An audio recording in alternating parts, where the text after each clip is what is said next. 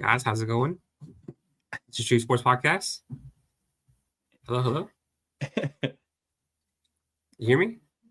I can hear you. I can hear you perfectly. I'm doing great. Sure. Doing great. I think Big Greg might be frozen down there at the bottom and mute's still on, but I'm ready to talk some football. It sounds like we're going to be duking it out tonight, so I'm ready to get down to it. Big Greg's on mute. That's what it is. He's been having some computer issues tonight, so I mean, we may see him, we may not see him tonight. If we can't get him here, maybe we'll just have to do the top 10 by ourselves. Honestly, I think that's probably going to be the case even with him tonight. I think he's going to get overruled in whatever decision he makes. I mean, you're about to hear some nasty words come out of his mouth here in a sec. He cannot figure out this yard bird out, as he calls it. This thing is rough. I don't know what's going on tonight. Have you already introduced Devin already? Mr. Matos, I agree. This is This True Sports Podcast. We say 9 o'clock, but really means like 9:15. It's just a DOS family thing. I don't know. Yeah. Oh gosh, he's playing some more music. He's trying to. This is falling flat right now. Yeah. But I'm in Virginia. I'm usually doing this from Florida, but I'm in Virginia today. I've been in Virginia all week. Devin, we were together. Was it? Friday night. He's gonna figure it out. No, yeah. We were in Covington on Friday for that Alleghany and Wilson Memorial game. I think the people got to give Gregory some credit. He made his first high school football game in the state of Virginia since we started the podcast. I think and he went to an ODAC game on Saturday, so he's like, I'm doing business. I think I'm going to a game tomorrow too. The boots on the ground right now. Who are you seeing tomorrow? I think with Virginia Tech playing Friday, which we'll be at as well. The local schools will play on Thursday, so like Radford and Blacksburg will playing at home, but playing on Thursday night. So Radford has a good one against Carroll County. I might have to get that up. Some Three Rivers action there. Hello. Jerome. We see you, Pops. Go ahead. Can you hear me? Oh yeah. Yeah, we can hear you. I don't know what's going on. I have no idea. It just keeps telling me all kinds of messages. Just the weekend. First of all, I'll start off with my beanie. Can anybody see that? Oh yeah, we see it. I'm getting ready for Friday night. It's going to be cold. I wanted to test it out tonight in the office. Yeah, nice stuff. Everybody's got the new merch on. I'm gonna tell you. Yeah, I'm telling you, we got some cool merch. Look, here's my t-shirt. I mean my tri fit. That thing is nice. So So our weekend review. Just to say, by the way, I'm doing just wonderful, guys. Thank y'all. Appreciate y'all asking. Everything's great. We told everybody that you're having some computer trouble, so it might not be doing too good. We're high budget, and I'm not learning all the right buttons at this point in time. Just a little bit of our weekend review. Just wanted to give a huge shout out to the Roanoke Valley Sports Club for allowing us to have dinner. Yeah. They got one? Yeah, Mr. Matos got one. Nice. Hope it fit well. Nice. If it didn't fit well, let us know. We'll get you a bigger one because I know the mediums and larges, they kind of, I don't know, they can hit or miss. So yeah, let us know if it's okay. Break out of this thing right now. Flexing too hard. Devin was small. Anyway, so. Yeah, we went to me and Gregory were able to attend the Roanoke Valley Sports Club on Monday night. They fed us dinner, and we were able to meet up in person with Mr. Roger Ayers, nationally known as one of the best referees in the country in NCAA basketball. We got our chance to meet some really good friends and make some good relationships. Food was pretty good too, wasn't it, Greg? It was interesting because we're just there. We met our boss finally, Mr. Myers, Steve Myers. He's been on us to get to that thing, and so we got it there, and we walk in, and just to show that we do have fans and people that listen to us. Like I walk in and people are like, "Oh, you came up from Florida to come to this thing." And I was like, how do you guys know this? I guess they listen to the show and stuff. So it was really cool to seeing like random people talk about the show. And we had a guy from Sports Haven who said, "Hey, maybe we need some collaboration or something like that." And then just random people walking up to you, talking to you, like, "Hey, listen to your podcast. It's awesome." And hopefully have some more people to come too. So we had a little shout out too. I don't know if Greg want to talk about that. Who all was you going to say? Because I was just going to say that we got a chance to see rekindle some relationships with like Coach Bill Pope from Northside basketball, Coach Deans from Patrick Henry, who was just inaugurated to the Patrick Henry Hall of Fame. Wouldn't that be something? Indicted. By the way, Roger Ayers was also inaugurated to the Patrick Henry Hall of Fame as well. Just had it last week, Gregory? Yeah. Yep. And we sat at the table. Yeah, we sat at the table with Steve Myers, and Paige Moyer was sitting right behind us. It was just awesome. Coach Pope and his wife come up and addressed us and said, "Hey, we're so glad and so thankful that you're here," and all this kind of stuff. It was just weird because before they even started dinner, the guy said, "Hey, we want to recognize a couple people in the audience tonight," and yeah. It was really cool because like, Big Rick's he's losing again, but first. But so what they did was like we were just sitting there and like right before they had Roger, or no, it was a kid speaking from Roanoke College who was a national champion wrestler who won a national championship last year. I think he's a senior this year. So he before they introduced him, they were like at the top there, like hey, we got some special guests with us here tonight, and he's the District 2 Sports Podcast with Big Reg and Gregory, and they're here tonight. So we had to stand up and give him basically a little bow to everybody. Wow, I bet you felt big time. I mean, it did. That's what I'm saying. It was just weird because like I'm in Florida, so I live in Florida, full time, like and so doing it down there, like I don't know what's like up here, and I'm up here this week, and it's like people actually listen to us, so yeah, it's been cool. So I was watching the UCF and Duke game last night. I started over from the beginning. Unfortunately, I didn't get to see Roger's District 2 shirt that he was thinking about wearing in front of the camera, but that's all right. Next time. Yeah, so we got a picture with him last night. Put that on our social media. Just really cool experience. Like I think we're going to plan on going to some more of those the speakers. I think they have one in like November. I think it's the UVA baseball coach, and then I think January they have somebody, and then February they'll have Steve Robinson from UNC. So it's gonna be interesting. Oh, Big Greg is back on a new camera. I am not doing this. I'm gonna tell you right now, I can't handle it. It's terrible. I don't know what's going on. About to crash out here, y'all. All time crash out. That's what we need. No, also about the shout out, we got the Roanoke Valley Sports Club, and then Friday was awesome. We went to Alleghany or Covington. Saw Alleghany versus Wilson Memorial play. Kind of shocked to see the score there. But Mets, again, just a great time there. Like kind of like the Roanoke Valley Sports Club on Monday night. Like we get there Friday, we go in there to the gate. We're about to check in, and the officer. I don't know her name. I don't know her name was. I should have asked her what her name was. I don't know if she was part of the Covington City Police or she was a sheriff. I don't know. But we get there, and I have my money out, ready to pay to get into the game, and she goes, "You guys are good." And I was like, "Well, we got paid first." So I thought she thought we had already paid. I was like, "No, we got paid still." She's like, "No, you guys are good. I listened to your podcast. You guys are good." I was like, "What?" Wow. So we got referees coming up to us like that.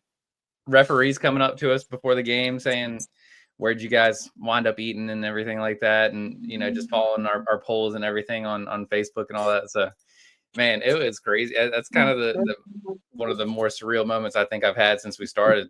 Just getting recognized like that, and people all the way out in Covington, 3 hours away from me or 2.5 hours away from me here in Lynchburg, who are recognizing us. So it's pretty cool. Yeah. So we went to the game. Talked to Des after the game. My shirt. I have breaking news right now. Uh-oh. Breaking news. Nanny Robin has lost 3 pounds. There Nice. you There we go. go. I like that. Yes. I need to get on her. I need to get on her regimen because I'm getting the Yeah. dad pounds. Yeah, it's good. She's got to. Yeah. Everybody wants to know what your regimen is, huh? So we'll Eat at River District. She said, "Eat at River District." We met Jerome. We had him at the game. After the game, we talked to Dez. Then we talked to the weekend roundup there with Jerome. Jerome was he knows all things about Alleghany. So if you have any questions about Alleghany, go talk to Jerome. So he was a really good host there. Gosh, man, I just wish the game would have gone a little bit different. Talked to Devin was doing some pictures. I talked to the chain game there at Alleghany. I think his name was Spencer. I could be totally wrong, but I talked to him a lot. I mean, it's just really cool hearing people talk to you about the podcast, and I hope they don't put us on any kind of pedestal. We don't put ourselves on a pedestal. We kind of see ourselves as just common people. So, which is a really cool experience overall. Yeah. Saturday we were in Danville for the Hampden-Sydney and Averett game. Talked to Ethan Ross after the game. We have kind of let the cat out of the bag. We have an interview come out with him. We talked to Terry Hicks, who done Coach LeVar. We talked to Carter Cito. Talked to all those guys, and we have a video out there. So go and see our Sights and Sounds video on YouTube. So pretty good in there. I want to go back to Friday night actually for the Tunstall-Martinsville game. I was able to attend Tunstall-Martinsville for homecoming, and it was actually a really, really good, exciting game. Come down to a goal line stand by Tunstall and come up with a fumble recovery on the half-yard line, basically, and sealed the game 26-23 Tunstall over Martinsville. Martinsville's got athletes. Just think. If I move up to Virginia permanently, we're gonna be everywhere. Oh yeah. So Devin. So on the way up there, Devin was like, I don't see a big reason. He said that I'm the Roanoke guy. He's the Lynchburg guy. He says you are kind of like all over the place. Just all over Southern Virginia. I think I'm recognized everywhere. Actually, I think I can go anywhere in the country. I don't think I have to pay for a meal any longer. You know what I mean? Jeez. Yeah, I mean, you heard Roger the other night. Roger said, "When you're that big, you can ask me anything." Yeah, we had Big Ray asked a couple questions there to Roger. So he had a great question. I think Roger acknowledged that, and we talked to him after the speech too. So just a good week, man. Good week. So maybe I'll be there at Bradford Mar too, get some more stuff. And of course, maybe we'll get on the field at Virginia Tech. I don't know. Maybe it's in plans. Who knows? Uh-oh. Yeah, that's the reason why I'm testing out my hat tonight, because of the big game Friday. Yeah, thank you, Mr. Maddows. We appreciate that. Yeah, because I think Mr. Maddows, I think he comes out from Stafford like every Friday to watch his son play. That's dedication right there. I have a question. For who? No. I've got a poll question. Okay. For everyone tonight. So what we're going to do tonight, the big question is this. Oh, by the way, for those who fell asleep last week, the answer was actually 4 universities. 7 teams, but only 4 universities. That would be San Francisco, North Carolina, UCLA, and Indiana, who did it last. So this week's poll question, folks, would be, ready? All right, what's your question here? Name the top 10 scorers all time in Division I NCAA basketball, the team and the number of points. Top 10 scorers all time in Division I NCAA basketball. The person, the place, and the points. Tyler Hansborough's got to be top 10. About the only one I know. And you're not right, Dove. Really? No. Dang. All-time leading scorer at Carolina is not a top 10. Okay. Nope, it's not. Lou Alcindor, he's got to be one, right? I mean, no, sir. Holy cow. Gosh. All right. Well, I'm 0 for 2 there, so I'll just go ahead and stop guessing. Yeah. No, sir. Yeah, I'm sorry. It's a toughie. It's a lot tougher than what people think. Wow. Well, I'm gonna go ahead and get into Oh, Gregory, before we go any further, you've already mentioned the big game Friday night with Cal and Tech. I'm sure we'll probably be able. They'll probably take us out of the section 509 up there next to the scoreboard and probably bring us down on the helmet or whatever they have in the middle of the field. I'm sure we'll be on the sidelines by the end of the game, don't you think? Probably. A couple things I'm looking forward to Friday night is the cold weather for one thing, and then second of all is I've been told that somebody on this podcast will be wearing a shirt come Friday night. Oh, you're talking about me? Ah. Yeah. And this person will be involved in the jump. No, that's not true. I don't jump. I wore the shirt, but I'm not gonna be doing the. Yeah. Yeah, huge game between the two of the most mediocre teams in the ACC coming up. I'm excited for you guys to get out to Blacksburg for that and freeze your tails off watching Cal and Virginia Tech. I think it's going to be a fun game for y'all. Yeah. Well, if it weren't for the $30 four set tickets, we wouldn't be going all thing. Yeah, that's true. All right, I'm gonna go ahead and share the screen. Greg, are you gonna let me in from the other side? See if I can get in this time. There's two Greg losses. There we go. All right, I'm gonna go ahead and share my screen. So this is last week's stuff here. Ooh. So, all right, so I guess Big Greg is here. A lot of red X's there. Yeah, not a good week for a lot of people. So, of course, we went to that first game there. Oh no, I guess down the road, but first game was William Byrd at William Fleming. So, Devin, you got that one right. I was actually kind of shocked to see that score. It was like 55-7, I think, or something like that. Yeah, absolute blowout. Yeah, was not a close one. So Fleming blows out William Byrd. I just thought Toller and crew would run the ball on Fleming and maybe have some defense there to kind of stop him, but that did not happen. So interesting on that one. JF gets a big win over EC Glass. They actually aren't playing this week. They're supposed to play against, I think, Rustburg, but Rustburg has too many injuries or something like that, so they're not playing this week. The game we're at, Wilson Memorial at Alleghany. This is the one we're talking about. We all picked Alleghany to win this one. Wilson Memorial. It's funny because they had 3 of the last 4 games were shutouts, right, Devin, or something like that, or 4 of the 5 wins were shutouts during the season. And when you saw Wilson Memorial come out there, I did not think that they would be that great on defense. They were small. They looked small on like just all over the field, but they showed up ready to play. I'll say this about Alleghany. I know they didn't get the result that they wanted in that game. Yeah. But man, that has got to be and seeing games at William Byrd, been to JF a few times, been to Alleghany now. Definitely the best atmosphere for a high school football game on the southwest side of Virginia. I mean, those people really show up. Yeah. And you got to love just grown men inebriated before they come to a high school football game. It's absolutely hilarious. They go all out, man. It's literally, it seemed like the whole town was shut down before the game. We had dinner at this tiny cafe before the game and absolutely nobody was in there. But yeah, it was a great time. I had a blast. Shout out to the City Cafe. Yeah, it was really good. No, but what I was saying was like, we saw the lines match up and we're like, oh yeah, Alleghany's is going to destroy them. This is gonna be over quickly. But like, I don't know the kid's name, but he was like number 50 from Wilson Memorial. He was on the line and played linebacker, and like, I thought he was like maybe like 5'8", 100 pounds. I was like, this kid's gonna get destroyed, and he was all over the place, man. All over the place. We talked to Coach Bird after the game, and he was a really cool coach. I need to text him. I don't know if he's listening right now, but I had to text Coach Bird so we can get him a podcast there at Wilson Memorial. So, yeah, y'all right.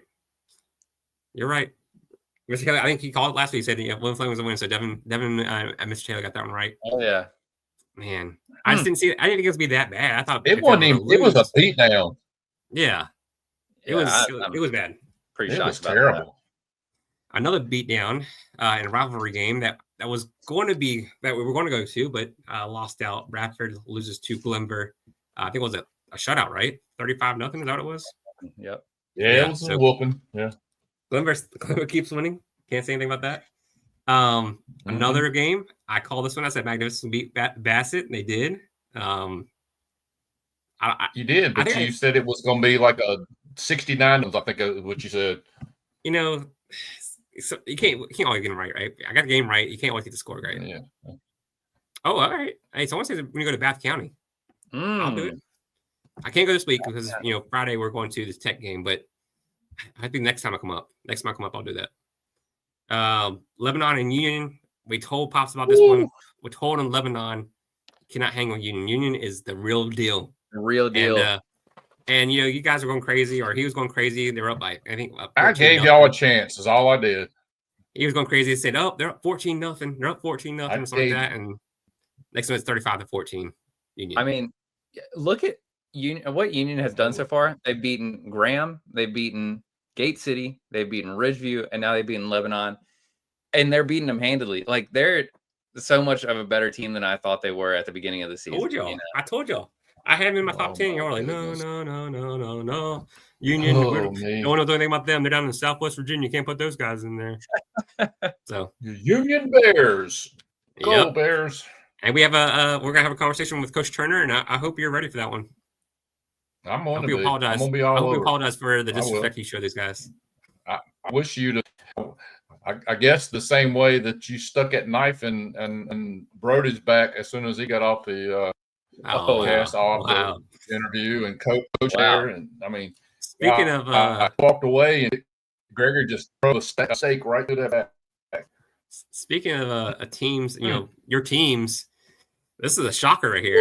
Alta Vista loses at Max. Was it 13-0? It was. Yeah, it's definitely the most surprising game by far the whole week. Well, let me tell you something. The shocking part was, well, the most surprising part of the thing was they got shut out. I would never expected that. No, not at all. I think I may have called this last week. Like they didn't show up. I don't think you did because you got an X over top of your head.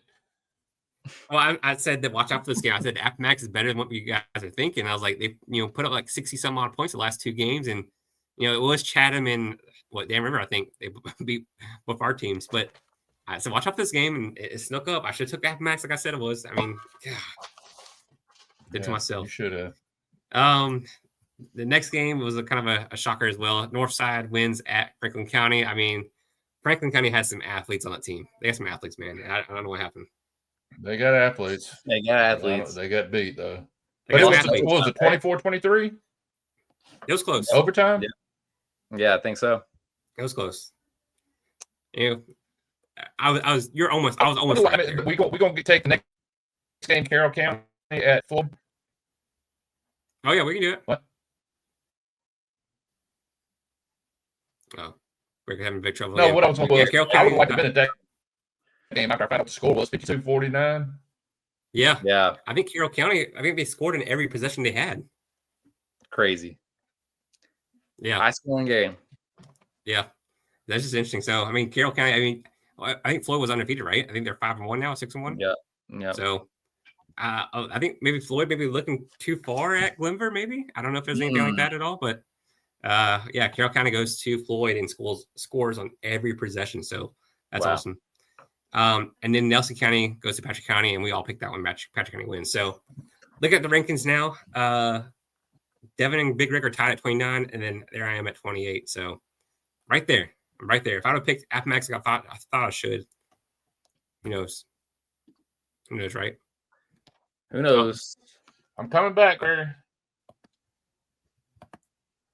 I'll Devin share his screen for his information. All right, let's talk some rankings here. So these are updated. So in terms of it's actually pretty crazy. So 9 of our top 10 teams are in the top 10. So JF, Heritage, LCA, PH Roanoke, Magna Vista, Union, Glenver, Fleming making its way into the top 10 there. It looks like Lord Botetourt and GW with Ridgeview, Graham, and Gate City pretty much right behind. So you can see Alleghany. That loss kind of, I think it's their strength of schedule mixed with that loss that they just had. But so kind of looking at these Z scores here. So in terms of kind of tiering our teams. So 1.5 and above, these are really your elite contenders here. So JF, Heritage, LCA, and PH are kind of our elite guys.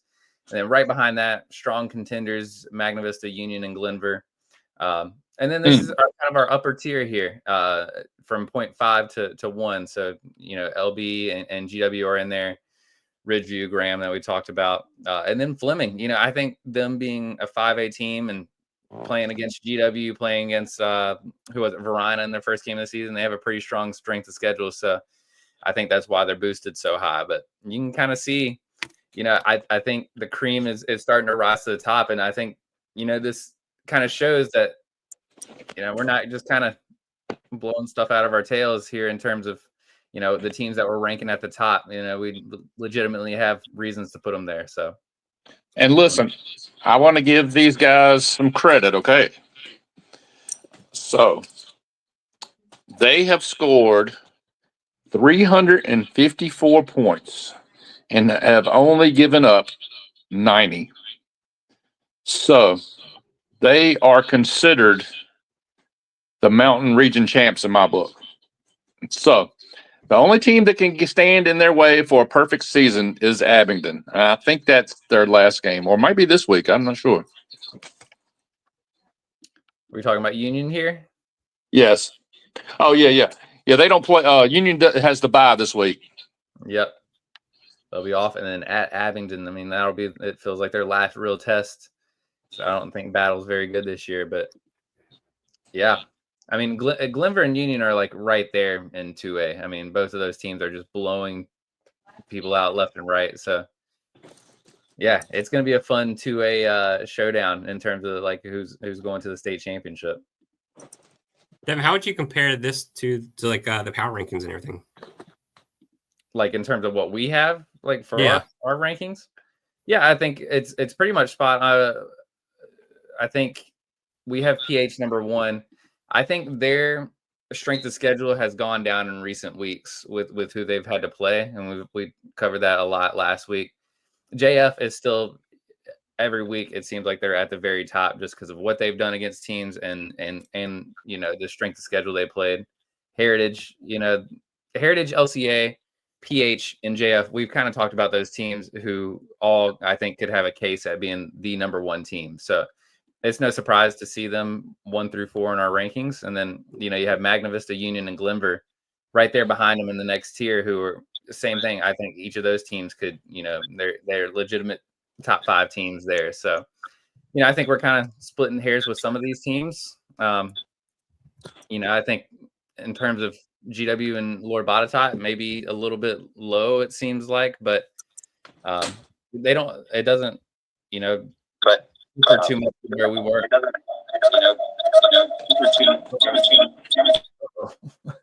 So I just, my thing is like the power rankings, like it's all done by the regions now. So like it's not really a VHSL staple. So it's hard to find these things.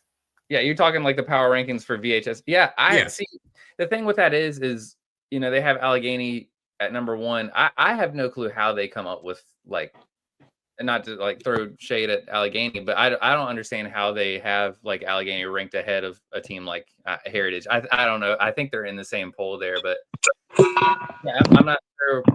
I wish I could get a hold of those power rankings. Some people are tweeting it out a little bit, but I wish there was just one place where we could find that. So if anybody knows where to get them, let us know.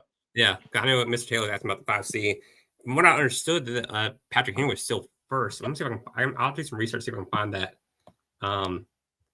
It'd just be, you think it'd be something simple, or you can go to VHSL and find power rankings, but it seems like they're just scattered everywhere throughout the regions, and who knows, how accurate. From what I've seen, like 4D, I think I saw where GW and JF are there, both 1 and 2. So, that would be a great, if it came down to those two for the Region 4D championship, that would be a pretty good game to go to. That would be awesome. Yeah. But you mentioned, I think in the past, like as far as your metrics and whatnot, like you said to not take them into consideration until they won or a certain amount of games. So you feel like it's at a certain point now? Yeah, I would say like I think probably I forget what are we in week 8 or week So we're on week 8 now. Getting ready to head to week 9, actually. So yeah, heading to week 9. I think honestly, like and this is why I didn't want to release them too early, like week 3 and week 4, because teams like LCA who are way down at the bottom, just because they hadn't played as many games as other teams. But yeah, I think that week 7, week 8 mark, you've really seen where our poll is kind of starting to align with kind of the metric rankings there. Yeah. Or the vice versa. The metric rankings are starting to get in line with our poll. Exactly. I mean, we've been accurate all year. How about that? I do feel like our top 10 has been the best around. I think you've seen a lot more, local, television studios and whatnot kind of come to ours or kind of meet ours eventually. So I don't know. It feels kind of good, right? It feels good. I would say that the teams that we, the only two real, I don't want to say mistakes, but the only two teams that we kind of jumped the gun on a little bit was Salem and EC Glass. Those are the only two. Yep. I think everybody else has had a legitimate, chance. We gave them the benefit of the doubt, though, Dev. We gave them, we actually, we kept them in there even after a loss just to see if they could come back. And then, hey, sometimes you just have to give them the boot every once in a while. Let's get into it then. Here we go. This is where the fight starts. It's going to be one too. Hey, gentlemen, let's keep it clean. Let's no punches below the belt. That's for you for sure. So here's our Super 10 from last week. So we haven't had any changes in the last few weeks. No one has really lost. Everybody's kind of stayed strong, but we do have one team that lost this week. So it'll be interesting to see how we address that. But Patrick Henry's 1, 2 is Liberty Christian, 3 JF, 4 Heritage, 5 Magna Vista, 6 GW Danville, 7 Glenver, 8 Union, and 9 Lower Whiteside. And then the lone loss this week was Alleghany there at 10 to William Wilson Memorial. Sorry. I can't believe y'all brought the curse on to them this week. I mean, I just cannot believe y'all did that to them. I was reading Chris Taylor. So they're still number 1 in 5C. Oh, yeah. So I'll see if I can find this, Mr. Taylor, because I'm having difficult time finding this myself. They're just scattered everywhere. So you got to find local, I think you can find them probably more in the Richmond area, I would think. Didn't somebody comment earlier and say who they got them from? I think that might have been Matos, but that might have been about 4D, maybe. Okay. Yeah. So I don't know if they do them all. If they do them all, that's perfect. All right, let's get into it here. Let's. Are we having any changes between 1 and 9? Wait a minute. I think we should go down the list because I was a little upset today because I thought I had missed something, and y'all have given me the hardest time this year about a certain avenue that I take on getting my power rankings and everything. Yeah. But if anybody wants to know, I thought maybe somebody was ineligible or they found some kind of gambling going on. But Max Preps actually had Cave Spring beating Patrick Henry 30-0. I sent y'all the picture today. Yeah. I was in total shock. I was like, how could this happen? I know I saw the score right, 35-0, right? We told you, in the season, you can't trust Max Preps. But number 1 is Patrick Henry in my book. Yeah, we can't. I mean, I think LCA is becoming. Once LCA gets to those end of the season games, I think we may have a change. I don't know. It depends how they fare against Heritage and who they have left, Evan. Brookville, Heritage, and Liberty Bedford. So yeah, it's over. The only game they have left is Heritage. Yeah, it depends how bad if it's a close game or they kind of put them out. I don't know. Heritage doesn't have their running back anymore, so that's kind of interesting as well. So Patrick Henry's the River Ridge champs is all I got to say. Yeah, no one's challenging Patrick Henry. All right, 2, still Liberty Christian, I assume. Yes. All right. 3, still JF. Yep. All right, so staying on. Wow. Oh, Big Greg, what do you guys say? I just got Heritage. I when I did my list today, I made Heritage my number 3 team. But what's the reason for moving Heritage up and Depth Sports moving back? Because I got a friend at Heritage, and I didn't even know it till today. And he's the AD, Dennis Knight. I had no idea, so I had to think about it. That's the reason. Wow. Friends in high places. conflict of Yeah. interest. Wow. So he's But look, let me say something about these three teams: LCA, Heritage, and JF. And I made sure I wrote this down today. So the big game, of course, is next weekend, LCA at Heritage. But it's not over with after that, guys. Heritage plays at JF on the last game of the season. yeah. Yep. So right now, Heritage is 4-0, LCA is 4-0, Jefferson Forest is 3-1. So in my book, the Seminole Conference champs. Not saying that they win it, but it has to go through Heritage. Jefferson Forest because Jefferson Forest is playing playing these two teams. I mean, the Heritage let's just say Heritage beats LCA. No, I think Heritage or LCA and JF have already played. So it runs through Heritage. If they win both those games, they win. Right. You talk about Heritage. Yeah. Yeah, but I was just saying you still get JF. But y'all are right in essence, yeah. But I was just saying Heritage still has to play JF at the end, and just let's just say Heritage beats LCA, then they're head to head then, and if I don't know what happens in the event that there's a three-way tie. That's kind of what I was saying. Yeah. Oh yeah. So anyway, it's still up for grabs. In other words, yeah. I really if Heritage wins, if they win both those games, are they number one? Oh yeah, for sure. I would say so. I say absolutely, and I'm sorry, Coach Fiedler. But I think they deserve it if it comes down to that. Yeah. Yeah. I think even if LCA, I'll say this. I don't want to upset any of the PH people, but I would say in terms of LCA, if they beat Heritage at Heritage, I would probably put them at number one because I mean at that point they'd have beaten JF and Heritage, who are you're right. Two. And listen, you can't argue with their strength of schedule. Still 5.7, and then so when y'all ask me about why I have Heritage above Jefferson Forest, it's because of 0.3% or 0.3. Because Heritage has a 0.8 strength of schedule, and Jefferson Forest has a 0.5. So yeah, that's my only reason. Plus, I got a friend who's the AD at Heritage that I just found out. Wow, I mean, you're muddying this podcast. You are. But y'all got the vote. I mean, y'all 2-1, so I'll live with it. But I'm ready to go on. I'm ready to move on. I'm good with 1 through 4 right now. So we only have 3 games left. Who? Yep, or 4 games. Wow. So November 7th is the last game of the year. Yes, sir. Man, I started to look at that. So, oh my gosh, I mean that might be Judgment Day. Yeah. Right. Definitely. I mean, you have Alta Vista Gretna. I think Magna Vista at GW. Oh my gosh. I mean, Patrick Henry, North Side, Lower Bottom Side, Heritage, JF. Oh my goodness.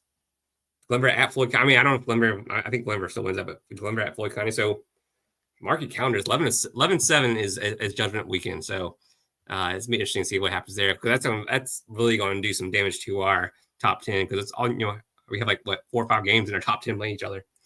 So Heritage stays at 4. 5. Magna Vista GW. Any changes there? Yeah, GW is number 5. Oh, is that just because the common opponent there, Bassett, and GW shut them out? Well, GW is also at a 0.7, and y'all's guys are at a negative 14.4. Devin, what do you say about that? I still got Magna Vista at number 5 there. Who do you have, Gregory? I can see where I would move GW up to 5. Simply because of the Bassett. I do think that's I think it has played somewhat into it. Common opponents. I mean, they shut them out. 35-0? Is that what it was? Yep. And then what happens? So Magna Vista beat Mecklenburg 68-20. What happens if GW beats them 42-10? Yeah, but you got to. I think you got to look at that game a little differently, Devin, because I think a lot of players aren't going to play third and fourth quarter. I mean, let me give you for example. Let's look at the Patrick Henry and Cave Spring on Friday night. It wasn't but 35-0. I mean, do you think that those kids played all 4 quarters? That's a good point. I mean, that's what Yeah, that's tough. So, I don't think so. I don't think he's played his guys 4 quarters this entire year. Maybe against Fleming and Glass the first time, or the second game of the season. So Mecklenburg, they played Magna Vista, lost 68-20. That's interesting. Though I kind of agree with that. I think you have taken common opponents. I don't think you can factor in what they didn't play after halftime or what. So I don't know. I'm gonna say Magna Vista for now. I think after we just talked about this, Good I'm Lord. saying Magna Vista. Jesus. Devin convinced me. Magna Vista. He's on the fence. Y'all killing me. Okay. No, just let it go. Oh, who's that? What's that say about who played half? The good thing is we will find out soon enough between these two teams. See, That's Mr. Taylor, right? See what I'm saying? Mr. Taylor knows what I'm talking about. He knows exactly what I'm saying. I don't know. I mean, if you start doing this, hey, we beat this team worse than y'all beat that team, and like next game they don't beat this team as worse as that, then you're just going back and forth. Oh my gosh. Oh man. See, I've been telling everybody this since day one. Hey, Matos, I will see you at the game on 11-7. I can tell you that right now. Oh and my gosh. We're getting destroyed right now, Devin. Whew. Hey, thank you, coward. Yep. Amen. See? Wow. GW. The tables are turned on us. Magna Vista. Okay. See, I'm telling y'all. I mean, it's not just. It's just not. I mean, y'all just ain't been there in person to see this. Man, did we take that into consideration, Devin? We haven't been in person to see Magna Vista either. I'll say that. Yeah, but so what's the eye-catching thing then? What? So you just answered your own question. So what? I'll tell you what it is. They have some athletes out there. They have some athletes that running the ball, athletes catching the ball, they have athletes throwing the ball. They have athletes everywhere. GW just don't have that, I guess. My bad. Thank you, coward. See? I agree. I did say that the line is different at GW this year. Defensive line is good too. Yeah. And then with Matos back in as DB, they're tough as nails in the back. Yep. Jeez Louise. Yep. The GW Eagle podcast. You know what? Do you remember that at the beginning of the season, this guy didn't want GW in the top 10 or anywhere near the top 25? True. I mean, he was. I said that, and I even said they would go 5-5 and not make it playoffs. I had to come back and sincerely apologize. Did he? I don't think you apologized. I don't think he ever did. I did. I told Nick that. Nick will vouch if Nick's. I'm sure Nick's probably in the background listening right now. Anyway, y'all know that. I told Nick that he had the team, and when you see this team in person. Like I said, I told y'all to begin with. After they beat Glass, I told you this team is going to lean on people for 3 quarters, and they're going to be miserable when the 4th quarter comes around, and you're just dead dog tired. Oh, I haven't updated yet, Coach Mr. Taylor. Yeah, I'll update that today. So tonight I'll update the rankings. And this is from last week, Mr. Taylor. Gregory's always behind, Mr. Taylor. I apologize. That's on me.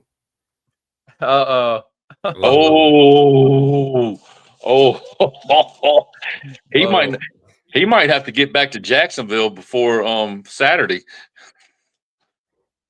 GW and Magna Vista are lucky that I have a wedding on November 7th, so I can't be there in person. So lucky. Man. All right, we'll move on. I mean, I just think the minus 14.4, you just can't overlook it. I'm sorry, guys. I'm sorry. Yeah. Hey, if y'all want to move GW up in front, I would be okay with it. I mean, GW's only lost. Oh, now you're okay with it because people told you to? I think he's smart. I'm just saying. I mean, I guess Magna Vista hasn't exactly looked the best. Like Skin River. Matto said they would get you a free airplane ride up here, Gregory, for that one. Man, I still don't think. Is that GW? I don't think a 35-0 win over Bassett is like, I don't know how much stock you can put in that over a 42-17 win over Bassett. All right, so let me ask y'all this, okay? And this is, I know it was a loss for GW. I think it was 42-14, 42, whatever to Reidsville, okay? Mm-hmm. And I'm just speaking from ignorance right now because I'm not looking at the schedule. I see this is going. Who has Magna Vista played on their schedule that qualifies as a Reedsville? I'm not looking at the schedule, so I don't know. I think there's only a handful of teams that we've even covered who have played a team that can stand up to Reedsville. I agree. I think the only team that stacks up against them is LCA playing against Ironton. That's all. That's what I would say. But I'm sorry. Against Verina. I'm sorry. Y'all sound like Charlie Brown's teacher. Wah, wah, wah, wah, wah. The question was, who on Magna Vista's schedule qualifies as a Reedsville type team? What are you getting out of GW losing to Reedsville? I'm saying that's their only loss, and they're a quality team, and that changed a lot of things. And that I think in essence, that not everybody says, oh, well, losing helps out, blah blah blah. Best thing that ever happened was us. I mean, in essence, it has really helped them from day one from that loss. It really has. Golly, I hate to say this. I'm starting to see it. Just looking at Magna Vista's schedule. I mean, y'all have. Let me tell you something. Since last year, when we interviewed their coach, the one I can't Favreau, however I say it. Anyway, he's a great guy. They got a great team. They do have stupendous athletes, but y'all have been on the eye test since day one with Magna Vista, and that's all it's ever been. It's the eye test for them. So their first three opponents are 5-18, 7-23. St. River is what? So that's 10-27. West Mecklenburg County, there are 1-7. So it's definitely not a great schedule there for Magna Vista. Golly, I don't know what to do now. Now that I'll do some more research. Look at that right there. Look at what Matto says. Bassett was averaging 400 yards passing until GW didn't even give him the 100. Should we do it? Devin, should we do it? I mean, I'm kind of. Hey, I'll stick with Magna Vista for now. Like I said, this game is going to get played at the end of the season, so we'll find out for sure. But if you want to change it up, it's 2-1. So y'all put GW there. Like I said, I don't have a problem with it. I know GW has played a tougher schedule. I just think, I don't know. Do you think we change it? This kind of puts more bulletin board material for both teams. I think it makes a better game. They pay attention to it. I do see it. Looking at Magna Vista's schedule, they're playing. I think their teams combined are like 15 and 40 or something like that. So, look, you can't make it look. Right, scared money don't make money. G 7 Glenver. Wait a minute. Whoa. Wait a minute. What did we do? I'm keeping my guns. I'm sticking with my guns. And I want this to be perfectly known. GW was number 5 by Big G, and he was voted down, folks. So when the title game comes up, which will be November the 7th at GW between Magna Vista and GW, if it's 42-7, is GW going to get to jump then? Listen, I think all right. So Nick, let's just go on to number 7. I'm tired. I'm tired of fighting. That's just an absurd question there. Glenver 7. I still think that. Oh, Devin, you had Union at 7, right? Yeah. I'll keep Glenver at 7. I'm not gonna argue, fight. I think Union's a better team. I think we look at the last 3 opponents, 3 or 4 opponents. I think that Union's a better team. So why do you have them behind Glenver then? To me, I don't like to make changes unless you'll lose or like I see a change in your armor. Batos, that's right. So let's look at this right here. Glenver. So we got to have something to compare these two teams by, right? So the 2A says Glenver's number 2 and Union's number 1. But look, here we go. Let's look at the final stats right now for the week 8. Okay, week 8. I told you first, Union is the Mountain Region champs. Glenver's the 3 Rivers title holder right now because they don't have anybody else left, basically. Union has scored 354 points and given up 90. Glenver has actually outscored them 366, and they've only given up 29 points for the season. So there's proof in the pudding right there. There you go. But then I would see. I would like to bring see up the these. whole strength of schedule. The whole strength of Yes, schedule Devin, debate yes, again. you're right. All I right. agree. I think Okay. Union's last 4 games Okay. have been way more tougher than. Okay. So, all right. So you got me in a little bit. Glenver's strength is a little bit. Yeah, a little bit, because Glenver's strength of schedule is -19, and Union's is a whopping -15.4. There's So no way. yeah, look at it. I got it right here. I'm looking at it right here. This is Max Preps. Yes. You telling me playing Gate City, Ridgeview, and Lebanon is a -15 -15.4. with Graham in there as well? Yes. Wow. Absolutely That's- insane. Yeah, I disagree. I think Union might be the best team in 2A. Oh my God. Here we go. So what are y'all doing? Y'all moving Union No. up to 7 and Glenver? Just I like am. GW makes it, I can't do it. So I am, but Gregor's not. I'm not gonna do it. I like if Glenver had only beat whoever 35-28, I'm like, oh, that's I would probably do it, but they shut out Radford, their rivals. They did what they had to do, so I can't really make a change there. So number 9. You would think, just based on how much effort is going into this and how much people are getting into this, you would think this is like the BCS rankings to see. It really is. It really is. We're in week 8 and we're like arguing over 5 and 6 and 7 and 8 and. This is why we had the best top 10 in the Southern Virginia. That's why the best top 10, because we fight for these things. Wait till we get to number 10. Number 10 is going to be a fight to the end. We're here. Yeah. We're here. I mean, no, we're not, because we got to talk about Lord Botetourt and we got to talk about the conference. Yes, Lord Botetourt is number 9. I feel like they struggled a bit with Stanton River over the weekend, 28-21. Okay. So let me just remind you of something. They're number 9 right now, but listen to this gauntlet they have to run. Okay, you ready? Oh, I see it. This weekend they go to Bird. Next weekend, good old William Fleming comes to town. And then the following weekend, good old Northside comes to town. So they're not out of the woods by any stretch of the imagination. No disrespect to Bill Pope. I think he's a great coach. Love the Vikings basketball team, who absolutely dominated GW last year. Wow. Not that matters. But Wow. I don't fear Northside in that last game for Love Botetourt. I just don't. Golly. Well, Devin proved that the other week. It is the best top 10. Thank you, Ramon. Appreciate you, Meadows.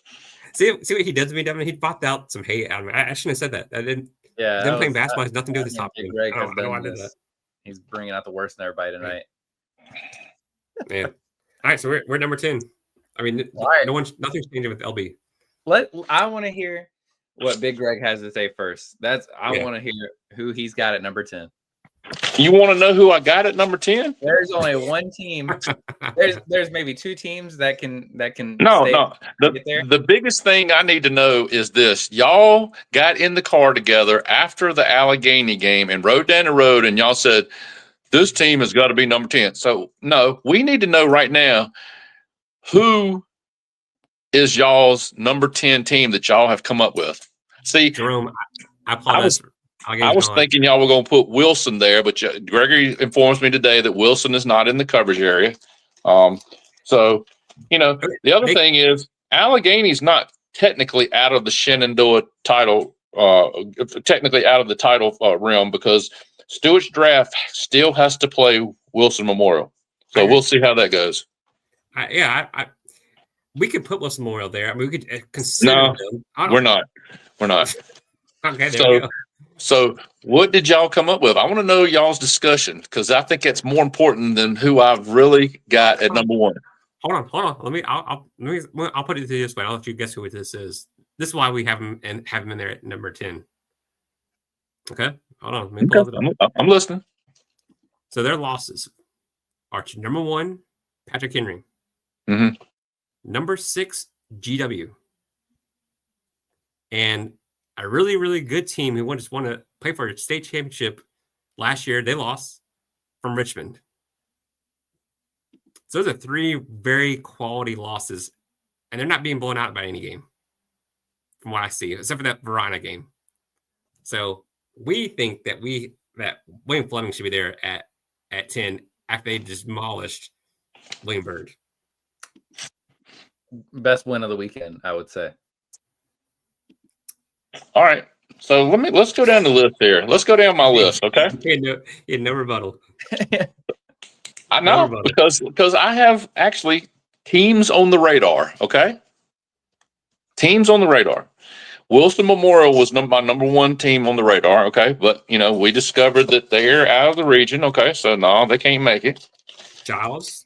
I mean, William Byrd still 5-2, but they were lambs to the slaughter. So they technically out of I can't do nothing. When you lose by 55-7 to anybody, I don't think you deserve anything in top 10. Okay, I'm sorry. I think we have to consider Carroll County. I think we should. I mean, Northside struggled against who'd they just play? They played FC. They struggled against Franklin County, and I just. They got Fleming coming in. I said, no, that ain't it either. Do you keep Alleghany at number 10? I mean, they only lost 17-3, but wow. They're tough. I mean, that's just a tough loss. Okay, that's just a tough loss, especially at home. No offense to Jerome. Yeah, that offensive showing is not top 10 worthy. I'm sorry. Problematic. It was a little problematic there. Yeah. So I get to Fleming, and I say 4-3. They're number 13 in 5A. They got a power rating of 6.9. They just beat the tar out of William Byrd. Yep.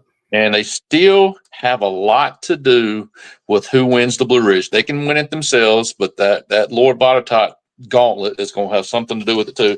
So I was on the fence with Fleming. I'm on the fence. So let me just tell you, I'm going to go through these so y'all know what I'm thinking.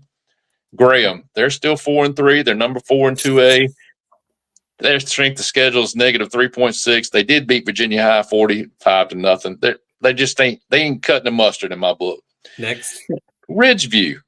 They beat John Battle 55-6. They're number 8 in 2A, 6-1. Their only loss is a good loss to Union. What? Well, did he not just say about Union's schedule? Well, listen to this. Listen to this one. Ridgeview's is negative 25.4. So, they can't be there. Gretna, negative 24.9. They're number 14 2A. They just beat Dan River 56-28. But that negative 24.9 is killing me. I just can't do it. They're still 6-1. Floyd County. Okay, I'll let Big Greg finish. Floyd County, 6-1. They're number 20 in 2A. They took they got beat at home, I think, 52-49 to Carroll. They still got a negative 24.4. I just can't do it. Hey, I even did this. I even looked at Appomattox and Alta Vista. Alta Vista, they just crapped the bed over the weekend. I mean, you know what I'm saying? They crapped the bed by not scoring a point. So I can't do it. Appomattox is on the rise. Appomattox is looking good. But they're 4-3. Giles, Giles never does anything to hurt themselves. I mean, they're 6-1. They're number 4 in 1A. They beat Fort Chiswell 37-0. Man, they got a strength of schedule of negative 27.4. I just can't do that either. Well, looky here, Craig County, 7-0, number 21 in 1A. They just beat Perry McClure 33-6. Oh, my Lord. Look at this. Strength of schedule, negative 55.7. You can't do it, bro. No way. So, it's only one team left, boys and girls. Oh, here we go. Who's got? It is out of Coburn, Virginia, the East Side Spartans. They're 8-0. They just beat Twin Springs. Pretty much they still have to play. I think they've completed. They beat Rye Cove 24-12 earlier. They beat Twin Springs 49-23. They're number 6 in 1A. Their strength of schedule is not really good, but they have a player that we need to get on our board right now. Keldon Hamilton. He's a junior. He's already been offered by UVA Wise. The kid plays everything. He's a middle linebacker and a running back. The guy is averages, according to Max Preps, through 3 or 4 games, he's averages 185 yards, total yards per game. 174 of that is on the ground. We need to pay a lot of attention to this kid and to this team. Therefore, they're 8-0. Therefore, they're the number 10 team. There we go. Just thought I'd let you know. Here's what I'll say about Big Greg, who is famously bringing out all these strength of schedules, which is totally unfair to do when you're comparing from 1A all the way down to 5A. But anyways, the East Side is in our ratings here, right? Yes. East Side strength of schedule is the worst strength of schedule of any of the teams that we've covered. Worse than Nelson, worse than Chatham, worse than Chilhowie, worse than Buckingham. It's literally the worst schedule on here. I know they're 8-0, but I think any of these teams could be 8-0 with their schedule. So he went that whole spiel just for that. To get shot. Here's the thing, too.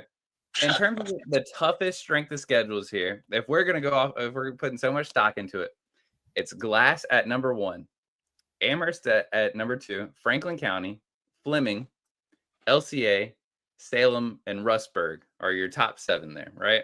Then Heritage, GW, and JF. We're not going to put any of those teams in our top 10 except for maybe William Fleming. Even though Glass has a great strength of schedule, Amherst has a great strength of schedule, we can't put those teams in our top 10. So I think the strength of schedule, you take it into consideration a little bit, but man, the East Side.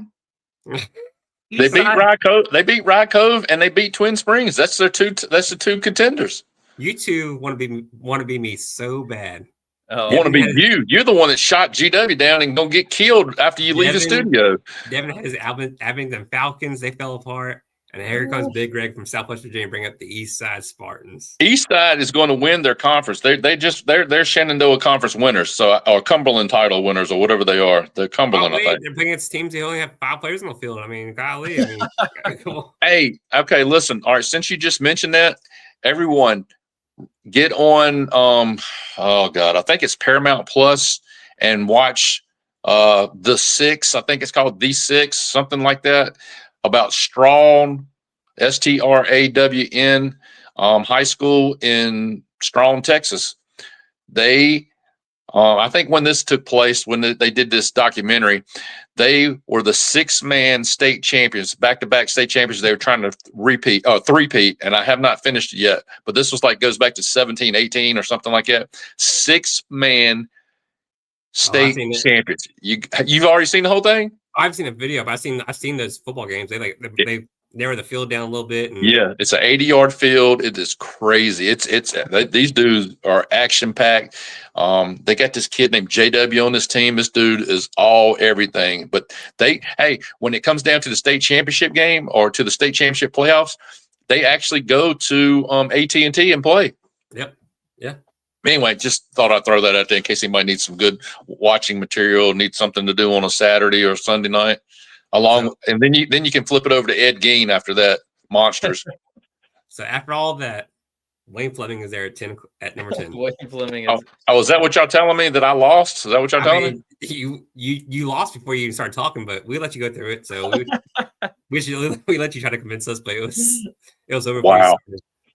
I did all that homework today just to get blown up. Listen, William Fleming does have a 6.9 strength of schedule. I agree. And, their strength of schedule is negative 38.4 or something to that effect, or 38.2. Wow. So he knew that and still he didn't say that. Well, I really think we need to talk about this kid and look into it. Gary Bass has already offered him. So I think we should maybe find him out sometime. He's 6 foot. I think he's 6 foot, like 100 and I got it right here. 6 foot, 195 pounds. Oh, I know what I did. He bench presses like 335. Squats like 550 pounds. Actually has a 4.0 GPA. So smart kid as well. What is his name again? Keldon Hamilton. All right. So PH, LCA, JF, Heritage, Magna Vista, GW, Glenver, Union, Lower Bottot, and William Fleming there to round the top 10. So we're gonna have some changes. I mean, we got 3 or 4 games left. There's gonna be a lot of changes going on because all these teams start playing each other towards the end of the year. So I think Lord Baltot and William Fleming have each other going on. We have Joby Magna Vista, Heritage JF, LCA. So the only constant is going to be probably PH, unless those Lynchburg teams do some stuff. Like if Heritage wins most of the games or LCA wins most of the games, I think it could be changes there. Union and Glenver, I don't see them losing the rest of the year, so I think they might move up if teams in front of them lose, maybe. So we'll see how that goes. Well, three teams aren't going to lose for sure. That's Patrick Henry, Glenver, and Union. That's for sure. Yeah. So, all right, that's top 10. We got it done. So, welcome William Fleming. Welcome the Colonels to the top 10. Man. East side, go Spartans. So that's my new team. Moving on to college, I guess we'll talk some. You didn't want to talk about this week's games or nothing in high school? It might be. Thank you for telling me that. Yeah, I mean, I have it all written down for this stuff, so I go through it every week. We got to make picks. I forgot about that. My bad. I'm taking over the number 1 spot this week. Oh my God. Me and Big Greg tied. So week 9 games, we have 10 games again. So because I gave you a game this week. I gave it to you. All right, so we're starting at the top here. All right. I may try to go to this game. Carroll County at Radford. Radford came off a big loss to Glenver. Carroll County, big win at Floyd County.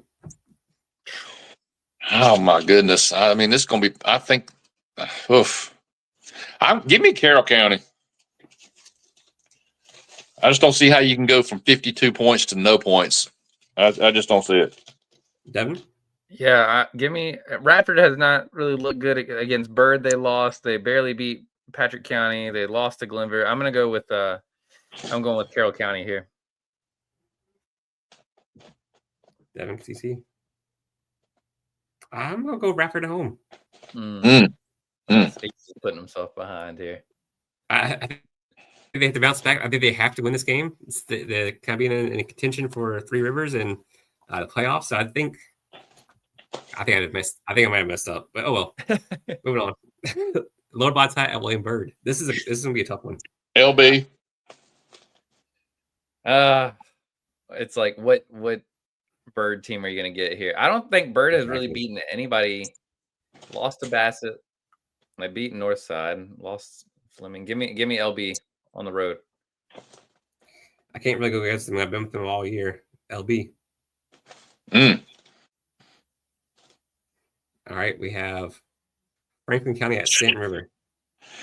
Here's where I fall apart.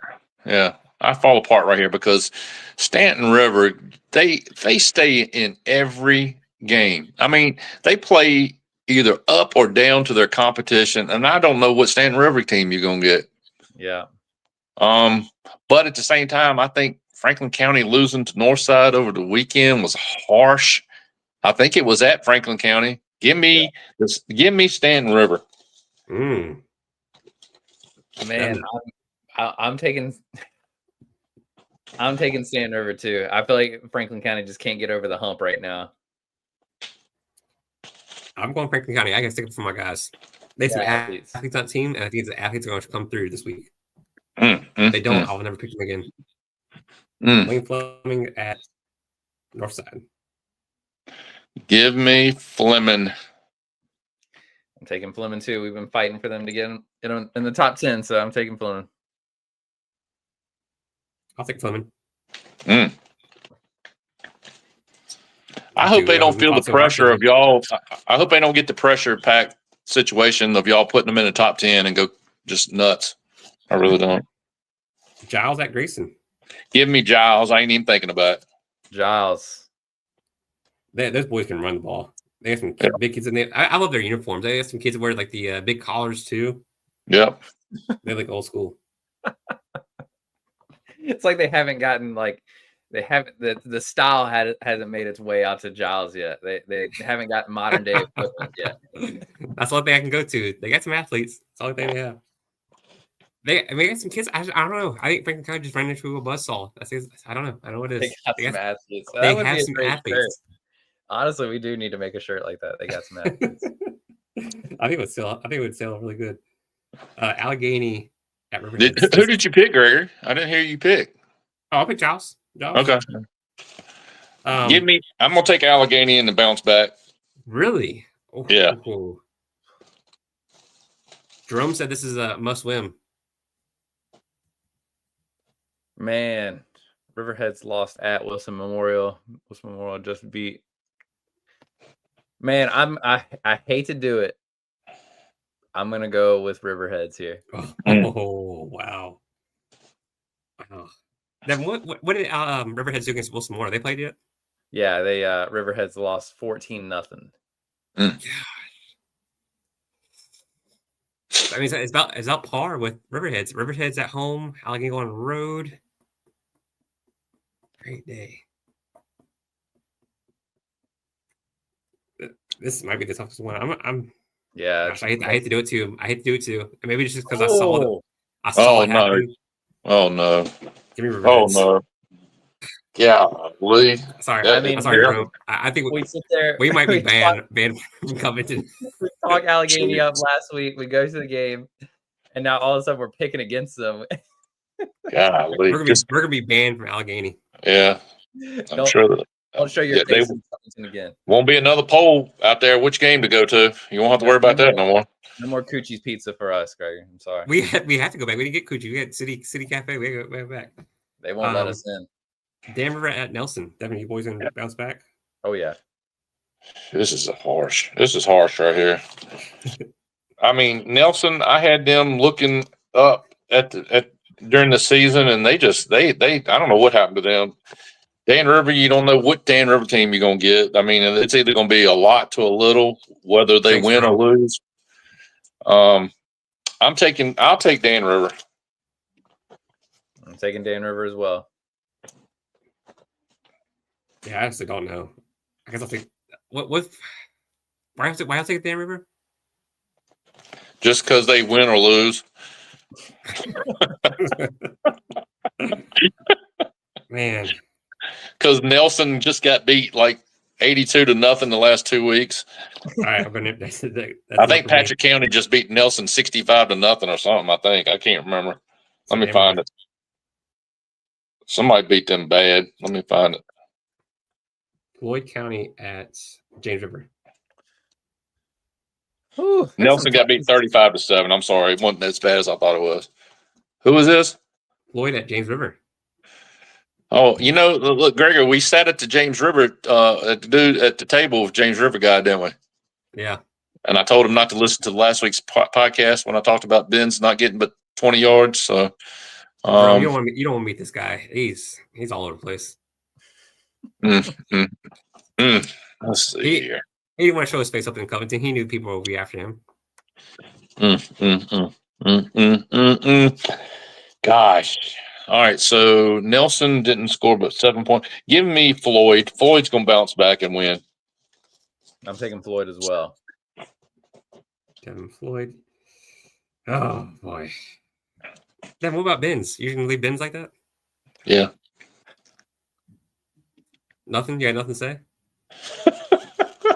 Nothing to say. All right, I'll go Floyd too. Wow. It's all about you, Dev.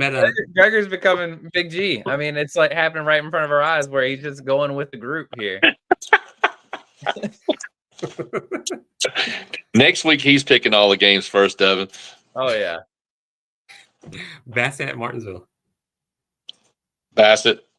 Yeah, this is a no-brainer. Bassett myself. All right, and then lastly, Christiansburg at Blacksburg. Golly, I've been thinking about this game today. I just can't figure it out. I really can't. Give me Christiansburg. Blacksburg. I mean, this is like if I was a betting man, this is the one I would bet my money on. Really? Why? Christiansburg is one of the worst teams I think in our poll. So that's the only reason. I'm sorry. I'm just gonna say that their strength of schedule is not great. They've only beaten who have they beaten? They've beaten Pulaski County and they beat Hidden Valley. Who's Blacksburg beat? Blacksburg is actually they're 4-4. They've beaten Hidden Valley, of course. They beat Pulaski.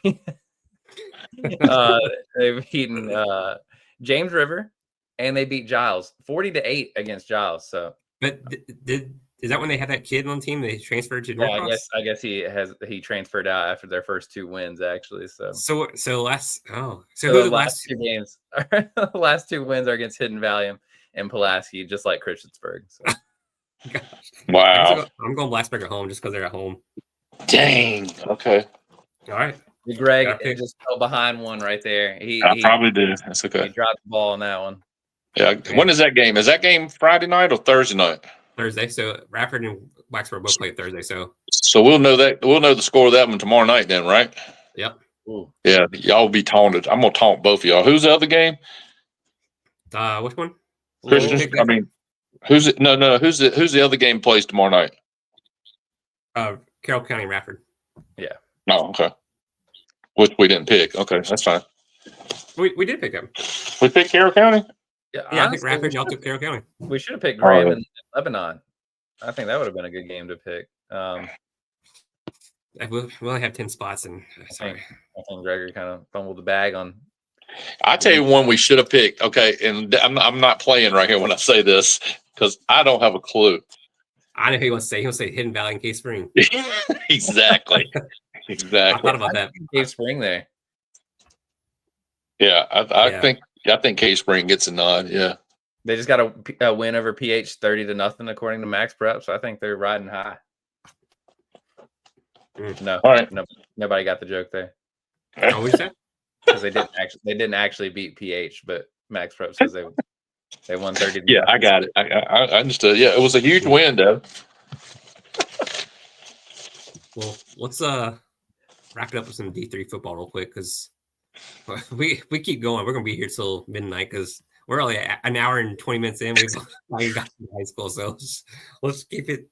Let's keep it to do some D3 real quick, and we're done. I'm just happy that my phone has lasted this long. What are you talking about? Nice. I just want to talk about Danville, Big Greg.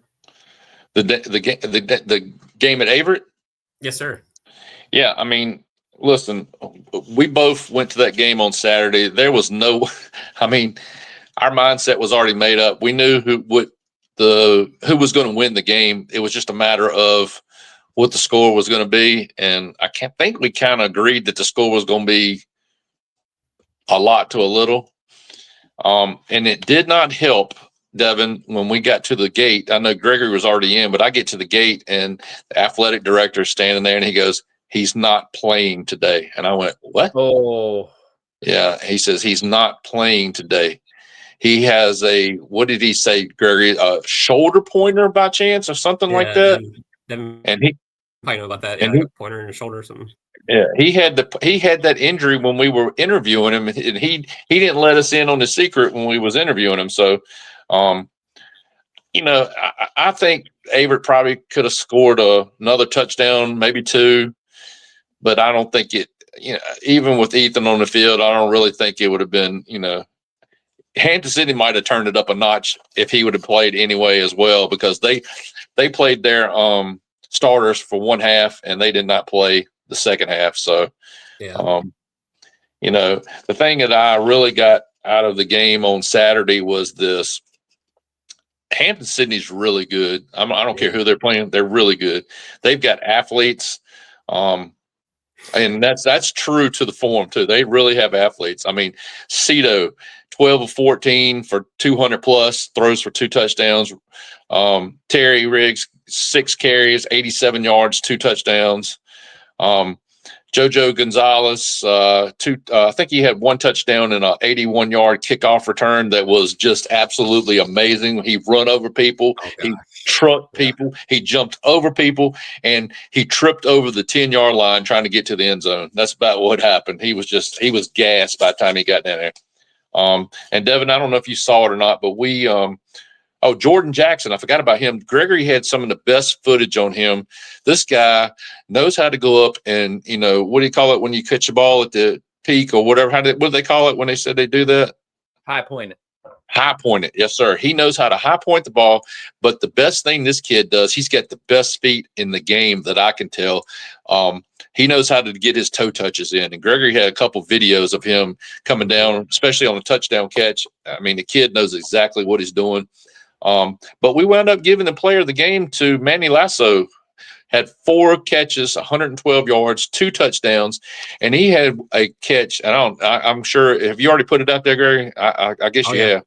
He catches the ball on the 1 yard line between 2 defenders. I still don't know how he catches the ball. I have no clue. Yeah. But the boy, he's really, really good. But we're not the Hampden-Sydney Sports Podcast, Mr. Matos, but that's a good offer. From what we've talked about to Terry and Cito and LeVar, that's a big time network right there of all those alumni with Hampden-Sydney, and it seems like all those guys just love their university. So that's a good offer there. As much as we liked watching or loved watching those kids play football on Saturday, I think I got a lot of enjoyment. I hope he's listening tonight. I really hope. My second best friend up there in Hampden-Sydney.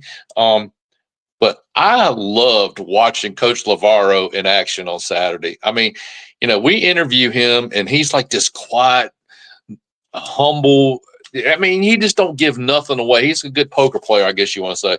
This dude was livid on the sidelines the whole day. Even when they got to the second half, he did not let his guys get complacent, and he made sure every referee on that field knew that he was in the stadium and that they better continue doing their job. But he is, I mean, I don't think he would just wanted those guys just to, get out there and ho-hum it for the second half, and he won't about to let them do that. Plus, Gregory, I believe the quote was, I think Devin is a closet Randolph-Macon booster. I think that's what the quote was. That was the quote, huh? Devin, do you want to respond to that, or is that true? Or I'm not a closet Randolph-Macon booster. I've never visited the campus. In fact, I got accepted into Hampden-Sydney out of high school. Did not attend it, but visited the campus. Had a free meal at the dining hall. I loved it.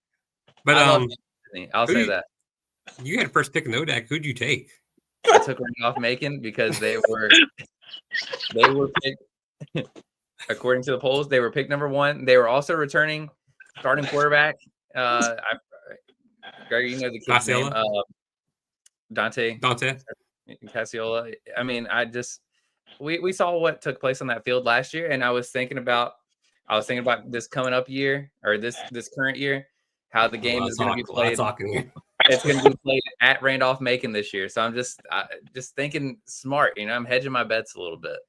I thought it was hilarious when we went to meet him to gather up some gear, and just out of the blue, I believe that Devin's a closet Randolph-Macon booster. I mean, we didn't ask for nothing. We didn't say nothing. It was just come right out of the blue. He knows. I'm the one who picked Hampden-Sydney to win the conference. So you did. I think he gave Big G the credit for that, and I just want to put that out there. If we were doing again, like, if we were not doing like a snake draft type of thing, where if we were doing like, you could have picked anybody. So even if I picked Randolph-Macon and you could have picked them too, would you have still picked Hampden-Sydney? Well, I can't give you an answer. Answer is no. He would not have. Yeah, I agree. I can't answer that because it didn't happen, so I can't do hypotheticals. Well, I'm guilty because you know who I picked, don't you? Who's that? I think I picked Washington Lee, but guess what? Think about this. What happened? There could be a 3-way tie. No, but what happened though between Washington Lee and Hampden-Sydney? Oh yeah. So I don't really look that stupid though. And when in essence, I mean, wow. You didn't say that to him at the game, did you? I didn't, but at the same time, I've also been preaching all along that he's one of my best friends, and that they are heading for a special season. I still think that they are going to turn it on by the season's end. I think they're going to win that game at up in Ashland. I really do. One of Coach Lavaro's favorite places to go and play. I'll say this. We can put him on that. Just watching those highlights that Gregory was sending, it looked almost like when Mount Union was going down to, it to was. Averett when we were in like 06, It was. 07. I couldn't help but think about like the scene from Varsity Blues where they're playing against that team. There's like bloody towels everywhere. And when we went to that Hargrave game playing against like 40-year-old military, I mean, that was just. I mean, it was Devin. It was, I think it was 42-0 in the first quarter. It was something ridiculous. Like, it was something crazy. I looked at it, I was like, how in the world did that happen? Yeah, it was bad. It was bad. Last thing I'll say about this in the ODAC before we get off here. We talked about Roanoke College, not knowing who they were, kind of seeing what's going on here. But Shenandoah goes to Roanoke College and wins by 13. So it's gonna be a tight race there. The top four are kind of really we Randolph Macon, Hampden-Sydney, Washington Lee, and Shenandoah. Yeah. I mean, Roanoke still there at 2-2, but I mean, it's just that top half is really tough. I think LaVar's counting on a three-way tie at the top. I think he is. Yeah. Roanoke College goes to Hampden-Sydney. Any worry there at all? No. Nah. And look, Gregory, I want to go back one thing too. Do you think that Bridgewater caught lightning in a bottle on Saturday? I mean, they did put 73 points up. Do you think this is the start of their run now, or no?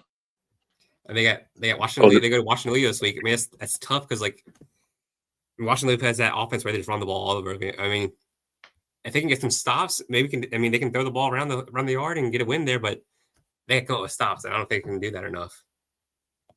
Well, the other thing is, and I made a note of this, both Averett and Roanoke are in the midst of that gauntlet where they got to play Randolph-Macon, they got to play Hampden-Sydney, they got to play Shenandoah, and they got to play Washington Lee, all back to back to back to back. It's I just can't imagine looking at that schedule and thinking, where's a breather? You know, not to say that they're going to beat any of them, but it's got to put some doubt in your mind as a player when you see that schedule and you see you got to play all four of those teams back to back. That's hard, man. That's just yeah. Especially if you're an up and coming team, it's just, how do you, I don't know how you prep for that. I really don't know how you prep for that.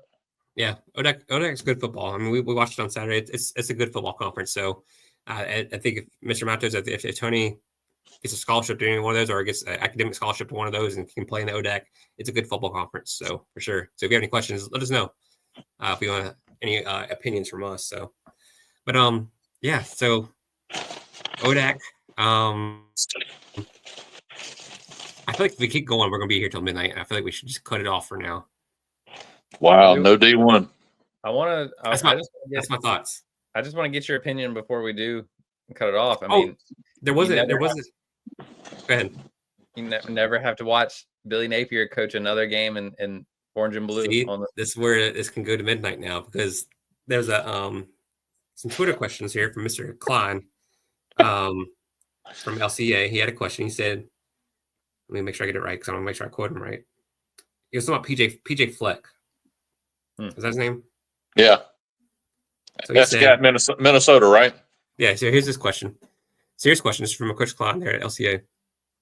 How come Coach Fleck is not mentioned when talking about college openings like Penn State and Florida? Culture changer, elite motivator, players coach, and wins list less. If I was a decision maker, I'd be rowing the boat. So that's your thoughts. Well, listen, we didn't talk about some of these games last week, and the game that I was going to mention was this. It was going to be Nebraska playing Minnesota. And the reason why I was going to mention that game was, with all the rule talk, all this, that, and other, about him going to Penn State, blah, blah, blah, Nebraska being the 25. Their program has come a long way in the last few years. But my question, or I had out in parentheses, I wish I had last week's write-up right here, was, can Nebraska win one of these games where they're basically supposed to go on the road and win? And, of course, they go on the road and get spanked 24-6 by Flecking boys. So, I don't know if Nebraska is any better than they ever have been. So just throwing that out there. But I understand the point. I mean, I think he keeps his kids in basically in all the ball games. I mean, they play hard. I just don't know if that's the right guy at Florida, though. That's just me.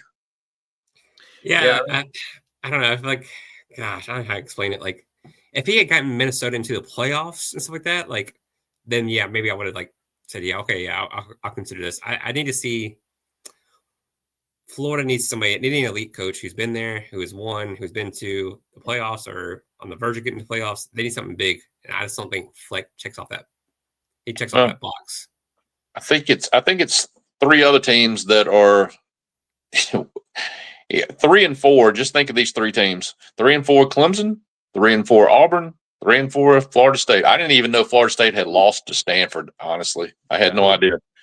But they kind of got robbed. I'll say that. I feel like I don't know if y'all saw that last play, but they get robbed. Definitely seemed like the guy got into the end zone. That's for sure. But well, stop. I just think the seats got hotter, and I don't think Dabo will get fired. I think Dabo is going to one day wake up and say, maybe I should leave before I get fired. I just feel like he's that guy. I think he starts looking for another place sometime, even though he's 15th year he's been there. I don't know. I mean, I think he's just going. I think sometimes people just lose their cool with people, and I don't care if he won 2 national championships. I just feel like he's just going to lose his way in Clemson, South Carolina. I really do. Hugh Freeze, I told y'all last week. I still think he thinks he should have stayed in Lynchburg, Virginia. In Norvell, y'all can say what you want to. I think he was just a 3-game guy for the upcoming year, and all the when he beats Alabama, he's king of the hill, and I think all the luster and all the newness wore off quick. So that's just my opinion on those guys. But let me ask you something. Here's a guy I think just absolutely blew the weekend, and I forget what Stoops it is. Is it Bob or is it no? It's not Bob. It's his brother. What's his name? Mark. Yeah. Kentucky. Texas beats Kentucky 16-13 at home. I mean, at Kentucky in Lexington. I don't know if you guys watched any of that ball game whatsoever, but it goes overtime, and in overtime, Kentucky gets the ball on. They have one play, gets to the 1-yard line. So first down at the 1-yard line. Basically, all they got to do is run the ball 4 times, and they're in the end zone. Well, they run the same play 3 or 4 straight times. Halfback leap, and Texas stops them every time, even on 4th down. So I think Mark Stoops is going to find his way out of there. All Kentucky had to do was kick a measly 15-yard field goal and win a game. So I think he's gone. Just a couple other things while we own this, since we already got into it. Think of the top 25 guys. When have you ever seen number 2 Indiana, number 3 A&M, number 7 Georgia Tech, number 10 Vanderbilt, number 16 UVA? I left out one. Number 11 BYU, and number 21 Cincinnati in a top 25 poll. I mean, that is kind of ludicrous in my book. It really, truly is. Yeah. I don't know. I don't know what I'm thinking about Vanderbilt. I guess I'm just sleeping or sleepwalking or whatever. I don't know. I'm just not giving these guys any credit whatsoever, because I knew they would lose to Alabama, and I certainly didn't think they had a game for LSU. So I guess I'm just sleepwalking on them. Devin, you got any input on that? I kind of agree with the whole, I didn't think they were going to be able to beat Alabama or replicate what they did to Alabama last year. But yeah, I mean, I was actually shocked when I saw that they were like 2.5-point favorites against LSU, and they proved that they're as good as advertised. But I think in terms of college football in general, it just seems like, I don't know if it's a product of NIL or what, but it just seems like all these teams who are not traditional powerhouses are coming into the top 10 and top 25. And it seems like it's more about, like, I don't know. I mean, I could be totally wrong on this, but it seems like it's more about X's and O's now than it's ever been, really. I mean, you no longer have Alabama, Georgia, teams like Texas who are just getting all the top recruits there. And of course they're going to be, top 5 teams or whatnot. It seems like the coaching element is coming into play a little bit more now. So how far do you think Beck fell after that loss on Friday? Was it Friday night? Man. I mean, dang, did he throw 3 or 4 interceptions? I can't remember. Was it 4? Yeah. I mean, he just lost. I mean, he looked like he was a high schooler Friday night. He did. And that was at home. People like Georgia Tech. I like going back to what we just said about Vanderbilt. I'm the same. I'm on the same boat with Georgia Tech. It's hard for me to take them seriously, but that guy can coach his butt off. Yeah. So Gregory, your short list of coaches right now. Obviously, I think Lane is at the top of every Florida fan's list, but Lane, Drinkwitz, Brom, Key, Franklin. I mean, who I heard that they reached out to Freeman at Notre Dame, but I don't think that's going to pan. I mean, who right now, other than Lane, because I think you've already said that Lane would be your guy. I mean, would you be okay with Drinkwitz, Brom, or Key? Because it seems like those are probably the most likely of the three. Before he answers that, I need to know where all those coaches are at right currently. Jeff Brom is at Louisville. Okay. Drinkwitz is at Missouri. Okay. Key is at Georgia Tech. Okay. I think with all those, I think Drinkwitz is most closely compared to Lane and his since they've been at their schools at the same time. He hasn't lost to a sub 500 team, I don't think. Drinkwitz, that is. He hasn't been in playoffs yet that I know of. They haven't been in playoffs, have they? Not that I'm aware of. But he has a winning record in the SEC. I do like that he is an offensive guy, but he has let the OC take over, unlike Napier, who would not let go of the play calling duties. So I do think he's more of a boss who's going to manage the whole team instead of just pay attention to one thing. I'd definitely go to Drinkwitz over the other guys. I do like Key. I think he's a tough guy. I like his Georgia Tech program. Brom, I don't know. I just don't know about Brom. I mean, I think he needs more time there at Louisville to kind of show what he can do.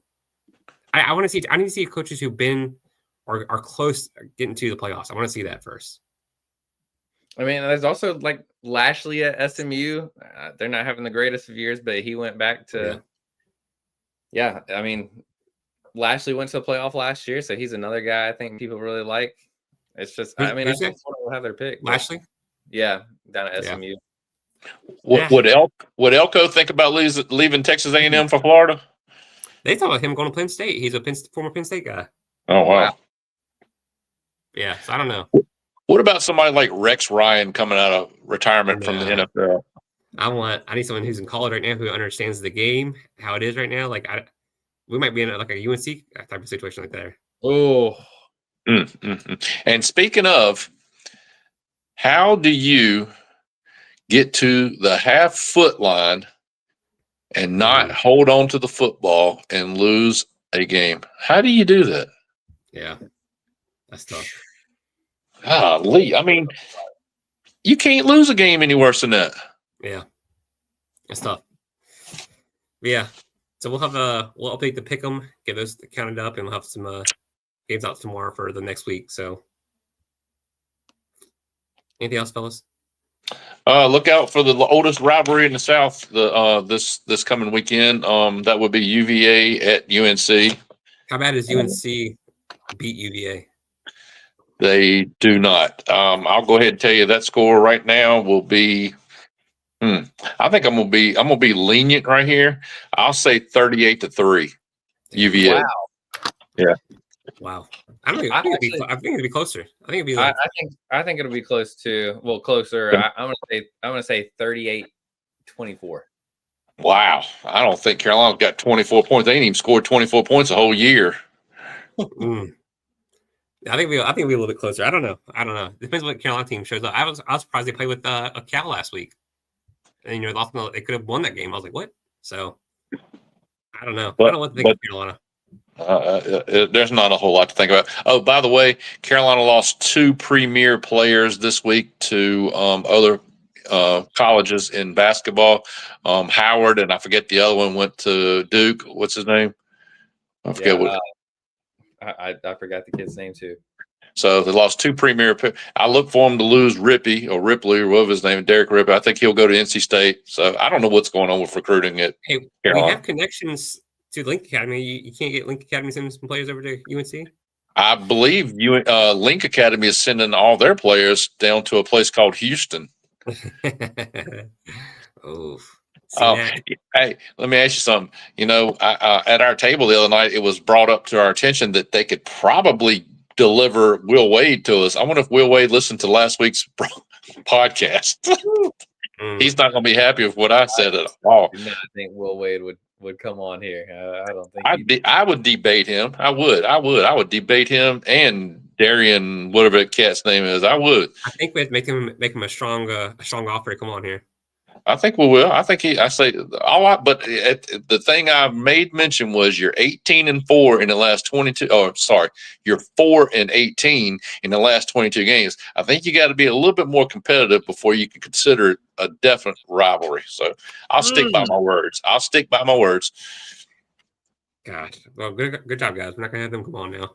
All right, hold on a second. So before we leave, no, I don't think anybody even ventured a guess on our top 10 scorers all time in Division I NCAA basketball. top 10 scores. Bill Russell. No. Bill Walton. Bill Walton's on there. Oscar Robinson. Nope. No Bill Walton. Okay, all right. Who's the kid from Central Michigan? The kid that played for that team that won the TBT. Yeah. He ain't on there either. What about the guy from Duke? No. No. Grant Hill. No. What? Who's Top on this 10? list? Who's the top 10? I mean, I feel like we're getting guys from like. And you said Tyler Hansbrough is not on there? He stayed for 10 years. No. Gosh. I mean, who did y'all find? Who was everybody shoot? Huh? Okay. Yay, we got one. Who'd you say? But he's number 2. Pete Maravich is number 2. Oh, shoot. Anybody know where he played at by chance? LSU. You know how many points he had? How many? 3,667 points. Guess how many years he played? 3. Yeah, his freshman year does not count in any of the stats. So he scored 3,600 points in 3 years. I think who. So you guys score like 1,000 points per year, mate. So you need at least a 4-year guy, usually. Pretty much. I'm How many points is? What's points per game for 1,000 points per year, Devin? So it'd be like 35 games divided by 1,000 divided by 35, right? Be a little bit 30 a game. No, be close to a 30 a game, right? Gosh, who would do that in this day and age? Patrick Ewing. No. Man, I mean, we could be here all night here. Yep. 44 points per game is crazy. So somebody had to average more than 44 points a game For him to be second. Well, if you played 4 years. Oh, true. Who in the world? Adam Morrison. No. This is stupid. I don't know. This is crazy. This was actually a trick question, okay? Oh. Go ahead. So listen to the question once again. The top 10 scorers all time in Division I NCAA basketball. Still not. You're still not getting it, huh? Still not seeing the trick here. There's also, see, as Nanny Robin always says, we're being biased. Oh my god! Yeah. Yes. What he did. So who Shamika Holsqua or something like that? Or... Actually, Caitlin Clark is number 1 from Iowa, 3,951 points. So, does anybody remember a guy named Anton Davis from Detroit Mercy a few years ago who was trying to get? So he actually fell 3 points short of Pistol Pete. He's at 36.64. Wow. So he's number 3. Didn't he play like 5 years? Yeah, he did. Mm-hmm. Yep. So number 3. I don't know if anybody remembers this chick, and she plays in the WNBA. I think she still plays. Kelsey Plum from Washington. No, I never guess that. 35-27. I don't know who this is. Diashia Fair played at Syracuse and Buffalo. She scored 3,403 points. Kelsey Mitchell from Princeton scored 3,402. Oh, I think she played on that Princeton team that went undefeated but got smoked in like the quarterfinals or something. Yeah, I believe it. Yeah, you're right. And then Jackie Stiles from Missouri State scored 3,393 points. Now, I know this person, Brittany Griner from Baylor, 3,283. Yep. And then we get back to the men's side on these two. I don't guess y'all probably don't remember this cat at all. Lionel Simmons from LaSalle, 3,217 points. Mm-mm. But I know you two know this one. Doug McDermott from Creighton, 3,150 points. Wow, I never would have thought Doug McDermott is top But 10 like I scorer. said, it was a trick question. It was all-time Division I player. So I was waiting for somebody to just name all men. So that's the reason why I That's what left we it did. vague. We fell That's- for it. We're yeah. sexist. I left it vague. So Man. Well, now I'm Um, wondering if Tyler Hansbrough is a top 10 scorer in men's history. I mean, he's got to be, right? And he's not. He's not. No? No, he's not. He's not even close. Wow, that is crazy. Let me see. I have it right here, Dev. Saturday, come out to Ballard Brewing for the 7th annual benefit. 7th annual. Yeah. And look, let's make it known. We have all kinds of prizes available and things to bid on. I mean, some of these things are just absolutely awesome. It's going to be a showdown for some of these prizes because some of these things come from the NFL, some plays coming from colleges. Some things are coming from Twisted Dreams. I know everybody wants to fight over that one. So anyway. Yeah. So was it 12 o'clock on Saturday? 12 o'clock. All right, guys. Yeah. It's been an hour and 45 minutes. I think Gregory's getting a call from a bullpen. I think it's time he's got to go. He's got some kids to attend to. Yeah. So yeah, we'll see you guys on Saturday. See ya. See ya.